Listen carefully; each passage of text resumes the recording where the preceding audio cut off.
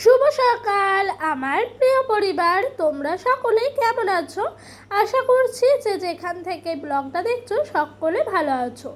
আজকে হলো মঙ্গলবার আর এখন বাজে ঘড়ির কাঁটায় ঠিক সকাল 8টা। ঘুমের থেকে উঠেই কিন্তু সংসারের সমস্ত আশিবাসি কাজকর্ম সেরে স্নানটা একেবারে সেরে পুজো দিয়ে নিয়েছি। আর এই দিক দিয়ে ডোডোকে ঘুম থেকে উঠিয়ে ওকে হাতে একটা ব্রাশ ধরিয়ে দিলাম, বললাম একটু ব্রাশ করো। কিন্তু কি বলতো, ওর যে শরীর খারাপ, সেরকমভাবে ও আমাকে ছাড়া থাকতেই চাইছে না। আর যেহেতু আমি ঘরের মধ্যে কাজ সারছি, সেই কারণে ও আরও আমার ঘরে ঘোরাঘুরি করছে আমার সাথে সাথে। আর ছেলেটার শরীর খারাপ বলে আর কি বলবো, খুব ঘ্যান ঘ্যান করছে, তাই যেন কোলে নিয়েই ওকে নিয়ে সমস্ত কাজগুলো করছিলাম, ঘর গোছানো। আমরা মেয়েরা চাইলে কি না পারি বলো, একদিকে বাচ্চা কোলে নিয়ে রেখেছি, আর একদিকে দেখো কি সুন্দরভাবে পরিপাটি করে কিন্তু আমি বিছানাটাও গোছানো হলো, আর এদিক দিয়ে বালিশগুলোও সাজিয়ে নিলাম। আর কোলে আছে বলে স্থির আছে, দেখেছো, ছটফট করেই যাচ্ছে, কোলে থেকে দুষ্টুমি করছে। কিন্তু জানো, আমরা মেয়েরা চাইলেই সব পারি। এদিক দিয়ে ওকে খাওয়াতে নিয়ে এসেছি, ও যেই খাবারটা দেখেছে সেই সরে যাচ্ছে জানো। এই দেখো ফোনটা হাতে নিয়েছে, ফোন দেবো খেয়ে নে। কিন্তু কি বলো তো, ওর শরীর খারাপ যেহেতু খেতে একটুও চাইছে না। তো খাবারটা দেখে দেখেছো কত দূরে চলে গেল, আর আমাকেও বলছে না না, অত দূর থেকে, মুখে কিন্তু কন্টিনিউ কথা বলেই যাচ্ছে। তো এদিকে ফোনটা হাতে নেওয়াতে, খাবারটা সরিয়ে দেওয়াতে ঠিক সুরসুর করে কোলে আসে বসলো। কিন্তু আর কি করব, ফোনটাও চালালে খাচ্ছে না জানো। দিয়ে লাস্টে জোর করে একটু খাওয়ানোর চেষ্টা করলাম, যেহেতু ছোট বাচ্চা, না খেলে হবেও না, আর ওর মুখে টেস্টটা নাই, ও আরও খেতেও পারছে না। কি যে জ্বালাই পড়েছি, হয়তো এই কটা দিনই এরকমটা হবে, তারপরে ঠিকঠাকই হয়ে যাবে। কিন্তু ও না খেলে নিজেকেও যেন শান্তি লাগে না। কি বলবো, ওদিক দিয়ে শাশুড়ি মা রান্নাটা সেরে নিল সকালকার। আজকে রান্না করেছে তোমার, চলো দেখা যাক। তো এইদিকে দেখছি করেছে আমার খুবই পছন্দের খাবার, শুটকি মাছ দিয়ে পেঁয়াজ দিয়ে আলু দিয়ে চচ্চড়ি, আর সকালে হালকা পাতলাই খাই। আর এদিক দিয়ে করেছেন উনি ভাত। তো এগুলোই আজকে সকালের খাওয়া দাওয়া হলো। আর সেই যে সকালে ঘুম থেকে উঠে জামা কাপড়গুলো মেলে দিয়ে গেছিলাম, সেগুলো যেন তো এখন উল্টে পাল্টে দিচ্ছি। খুব ভয় লাগে যেন এই বর্ষাকালে, যে বৃষ্টি আসলো নাকি, এই বুঝি এত মোটা মোটা কাঁথাগুলো যদি না শোকায় কি হবে। আর জানো তো, এই রোদ্দুরে যদি শুকিয়ে যায় এক কথা, না সকালে একটা যেন কীরকম গন্ধ বেরোয়, আর স্যাঁত লাগে, একটু ভাল লাগে না। সেই কারণে যতটা পারছিলাম একটু উল্টে পাল্টে পরপরই এগুলো তোমার দেওয়ার চেষ্টা করছিলাম। জানো তো বন্ধুরা, সব সময় যতটুকু পারি নিজেকে অ্যাক্টিভ রাখার চেষ্টা করি, নিজের শরীরের মধ্যে আলিস্যি ভাবটাকে আসতে দিই না। কেন বলো তো, আলিস্যি দিলেই যেন আলিস্যি পেয়ে বসবে। অলসতা ভাবটা খুবই খারাপ। যতটা তুমি নিজেকে খাটাতে পারবে ততটাই খাটবে, আর যতটা দেখবা তুমি চাইবে আজকে শুয়ে বসে থাকবো, ততটাই তোমার যেন অলসতা চলে আসবে। তাই অলসতাকে প্রাধান্য না দিয়ে সংসারের সমস্ত কাজকর্ম সেরে নেওয়াটাও কিন্তু সংসারের একটা লক্ষ্মীশ্রী আসে। আর কথাতেই আছে যে সংসার সুখে হয় রমণীর গুণে। আবারও একটা প্রবাদ বাক্য আছে যে সংসার তখনই সুন্দর হয় যে বাড়ির লক্ষ্মীর কাজের গুণে। তো এরকমটা ভেবেই কিন্তু নিজেকে সব সময় অ্যাক্টিভ রাখি। আর এরকমভাবে সব সময় যদি নিজেকে অ্যাক্টিভ রাখা হয় না, তাহলে দেখবা নিজের কাজগুলো কি সুন্দর হয়ে যায়, মন, তারপর তোমার নিজের মানসিকতাগুলো অনেকটাও ভালো থাকে। আর দেখবে যখন তুমি একা চুপচাপ ঘরের মধ্যে বসে থাকবে কাজকর্ম না সেরে, তখন না কেমন একটা লাগবে, মনে হবে না যে কাজ করি, তখন মনে হবে সারাদিন শুয়ে বসেই কাটিয়ে দিই। কথা বলতে বলতে জামা কাপড় উল্টে এদিকে সকালের খাবার খাওয়া হয়েছে, বাসনগুলো মেজে নিতে এসেছি।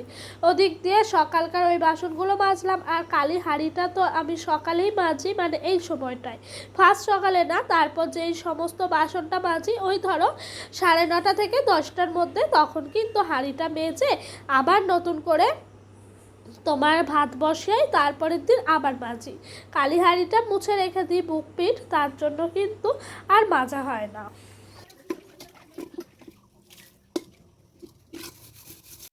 আর জানো তো, আমরা না কালির পেছনের, মানে হাড়ির পেছনের কালিটা তুলি না। এই যে বুকের কাছে গলার যে কালিগুলো থাকে সেগুলোই প্রত্যেক দিন তুলে নিই। আর পেছনের কালিটা কিন্তু রয়ে যায়, মানে বাসি নামটা গুছিয়ে দিই আর কি। তো এরকমভাবে প্রত্যেক দিন আমরা হাঁড়ি টাড়ি মেজে রেখে দিই। আর কড়াইয়ে তো বলতে হবে না, সার্ফ ছাই দিয়ে রাখি, সেহেতু কড়াইয়ের কালিটা রোজই তোলা হয়। এই হাঁড়িটা অনেক আগেকার জানো, সেই কারণে বলে আর হাঁড়ি থেকে নাকি কালি তোলা হয়নি আর তোলেও না। তো এদিককার কাজকর্ম শেষ, আবারও সেই এক রুটিন, দুপুরে রান্নার প্রস্তুতি নিচ্ছি। এদিক দিয়ে ডোডোর পাপা দোকান থেকে মুদিখানা জিনিসগুলো এনে দিল। তো মুদিখানা জিনিসের মধ্যে ছিল সয়াবিন, ডাল, এই সমস্ত। তো ডালটা ওই দিক দিয়ে আমি সেদ্ধ বসিয়ে দিলাম জানো। এই তোমার গ্যাসের মধ্যে যদি ডালটা সেদ্ধ হয়ে যায় না, তাহলে তোমার ফোড়নটা দিলেই হয়ে যায়, মানে হ্যাঁ, ফোড়ন বা সম্বার এটাই। আর জানো তো, যদি ডালটা সেদ্ধ করা হয় না, কাঠের উনান, কাঠের জাল তো হলো দাও দাও করে জ্বলে, অনেকটা সময় লাগে আর অনেকক্ষণ ধরে করতে হয়। সেই কারণে কিন্তু আমি এদিক দিয়ে করে নিই। আর ডালটাও সেদ্ধ হয়ে গেছে। ডোডোর পাপাকে বললাম আজ না খুব আমড়া দিয়ে ডাল খেতে ইচ্ছা হচ্ছে, গাছের মধ্যেই টাটকা টাটকা আমড়া ছিল, তাই ডোডোর পাপাও এক ছড়া আমড়া পেড়ে দিল। বেশি আমরা দিইনি, ওই যে ডোডোর পাপার টক ডাল আবার পছন্দ নয়, আমার আবার ভীষণ ভাল লাগে। আমি আমড়া দিয়ে ডোলে ভাত খাবো তাও ভালো, কিন্তু এত টক হলেও আমার খুব পছন্দ জানো। তো এদিক দিয়ে ডালের কাঁটাটাও দেওয়া হয়ে গেল, 4টে মতো দিয়েছি। আমি 2টো খাবো, শ্বশুরমশাই 2টো খাবেন। তো এদিক দিয়ে উনানে তোমার তো জ্বালনটাও দিয়ে দিচ্ছি। আর উনানে জানো তো, প্রথমেই যদি আমি কাঠ ঢুকিয়ে দিতাম না, তাহলে উনানটা জ্বলতোই না। প্রথমে পাটকাঠি দিয়ে দিলাম, তারপরে তোমার ওই যে কঞ্চিগুলো ঢুকিয়ে দিলাম, তাতে করে কিন্তু উনানটা খুব সুন্দরভাবে জ্বলবে। আর উনানটা প্রথমে এতটা ঝামেলা হতো না, এখন হয়। কারণ কি বলো তো, বর্ষাকাল তো, ওই যে বলি না আমি, জল স্রোত করে, সেই কারণেই কিন্তু উনানটা থেকে তোমার জল সোপ করাতে ধরতেই চায় না।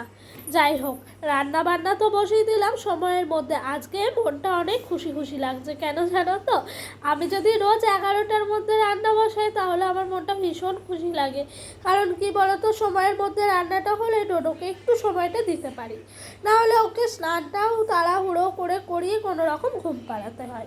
ওই যে উনান খুব ভালোভাবে ধরে গেল, এদিক দিয়ে ন্যাকড়া ভিজিয়ে কড়াইটা মুছে নিলাম। এদিক দিয়ে মুসুর ডালের বড়া করব। ডোডোর পাপার মুখে রুচি নাই, রুচি আনার জন্য একটু মুসুর ডালটা ভালো করে বড়া করে নিচ্ছি। আর এটা খেলেই নাকি ওর ভাল লাগে। অবশ্য আমি বলেছিলাম গ্যাঁধালি পাতার বড়া খেতে, ও খাবে না জানো। গ্যাঁধালি পাতার বড়া ওর নাকি ভাল লাগে না, কেমন যেন লাগে, বলছে খেতে পারবো না, তাও ভালো আছে, তবু আমি গ্যাঁধালি পাতার বড়া খাবো না। পারলে পরে একটু আমাকে এই যে মুসুর ডাল বেটে তো পেঁয়াজ লঙ্কা দিয়ে পকোড়া শেপে বড়া করে দাও, আমি ওইটাই খাবো। তো আর কি বলবো, এটাই করে দিচ্ছি, যেটা খেতে চাইছে সেটাই করার চেষ্টা করছি। যেহেতু বাপ ছেলে দুজনারই মুখের টেস্ট নেই, দুজনারই টেস্ট যেহেতু ফিরিয়ে আসবে, সেই চেষ্টাই কিন্তু অনবরত করে চলেছি। এদিকে বড়া ভাজাগুলো খুব সুন্দরভাবে হয়ে গেল। আর এই বড়া ভাজাটা জানো, যদি পান্তা ভাত দিয়ে খাওয়া যায় না, আরও ভাল লাগে। অবশ্য আমি মুসুর ডাল আর এই বড়া দিয়েই ভাত কটা খেয়েছি, তাতেও কিন্তু আমার খেতে মন্দ লাগেনি, বেশ ভালোই লেগেছে। আর কাঠের উনানের একটা সুবিধা কি জানো, যদি তুমি সব জোগাড় করে নিয়ে বসতে পারো, তাহলে রান্না ঠিক 1-1.5 ঘন্টার মধ্যে খুব সুন্দরভাবে পরিপাটিভাবে হয়ে যাবে। আর এগুলো দেখেছো কি সয়াবিন আমি জানি না, কিন্তু আমি নাম দিয়েছি নকুলদানা সয়াবিন। ডোডোর পাপা সয়াবিনগুলো নিয়ে এসছে, ওকে আমি জিজ্ঞাসা করলাম কি সয়াবিন নিয়ে এসছো, ও বলছে দোকানে নাকি এটা এসছে, আর দোকানদারও বলছে এই সয়াবিনটা নাকি খুব চলছে, তাই আমিও নিয়ে আসলাম। কেমন লাগে জানি না, প্রথমবার আনলাম, করে দেখো তো কেমন লাগে। কিন্তু কি বলো তো, খেতে ভাল লেগেছে। অবশ্য আমার যেন কোথাও গিয়ে মনে হয়েছে সয়াবিনের মতো টেস্টটা পেলাম না, কিন্তু খেতে খারাপ হয়নি। যাই হোক, এদিক দিয়ে মশলা কষানো হয়ে গেল, একটা টমেটো দিয়েছি, সয়াবিনের তরকারি নামিয়ে নিলাম, ডালটাও সাম্বারে বসিয়ে দিলাম। আর এরকমভাবেই কিন্তু টুকটুক টুকটুক করে রান্নাগুলো এগিয়ে গেল। ওইদিকে উনানের ভেতরে বড় একটা কাঠ ঢুকিয়ে ভাত বসিয়ে এসেছি। আর এই দিক দিয়ে জানো তো, ঘরটাও ভালো করে ঝাঁট দিয়ে নিচ্ছি। চলো এবার ওইদিকে দেখা যাক। ভাত হয়ে গেল, উনানটাও লেপে নিতে চলে এসেছি। আর উনানটা লেপা মানেই আমার যেন কাজ সমাপ্ত। যেহেতু সকালে স্নানটা সেরে নিচ্ছি, সেই কারণে উনানটা লেপা মানে যেন অনেকটা কাজ হয়ে গেল। ডোডোকেও স্নান করিয়ে একেবারে ঘরে রেখে আসলাম ওর ঠাম্মার কাছে, আর আমি উনান শালটা লেপে নিচ্ছি।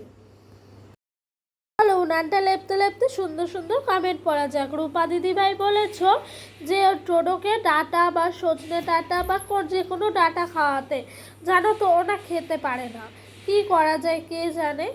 আর তুমি অনেক রান্নারই আমাকে টিপস দিয়েছ, একদিন করে চেষ্টা করব, জানো তো। খুব ভাল লাগলো গো তোমাদের এই সুন্দর সুন্দর কমেন্টগুলো পড়তে। আর তোমাদের কাছে আমারও ছোট্ট রিকোয়েস্ট, প্রত্যেক দিন আমার ব্লগটা দেখে অবশ্যই আমাকে একটা করে কমেন্ট করে যাও, তাতে আমার অনেক ভাল লাগবে। তোমাদের সবাইকে রিকোয়েস্ট করছি। যাই হোক, এদিককার কাজকর্ম শেষ, চলো এবার এদিককার কাজগুলো ধরতে এসছি। এদিকে এই যে কালকেকার আজকেকার মিলেমিশে অনেকগুলো কাপড় জামা রয়ে গেছিলো। নাইটিগুলোও কালকেকার স্নান করে রেখেছিলাম, সেটা ভিজেছিল। আজকে সব একেবারে টাটকা রোদে শুকিয়ে নিলাম। টাটকা রোদ বলার কারণ হলো ওই যে কাল রোদ ওঠেনি, সেটাকেই বললাম আজকে টাটকা রোদ। তো এইদিকে সমস্ত জিনিসগুলো কিন্তু পরিপাটি করে গুছিয়ে গাছিয়ে রেখে দিচ্ছি। আর ওদিক দিয়ে ডোডো খেলা করছে, মাম্মাম করছে আমার কাছে আসার জন্য। এক এক সময় চলেও আসছে, আবার এক এক সময় ওইখানে চুপচাপ খেলছে।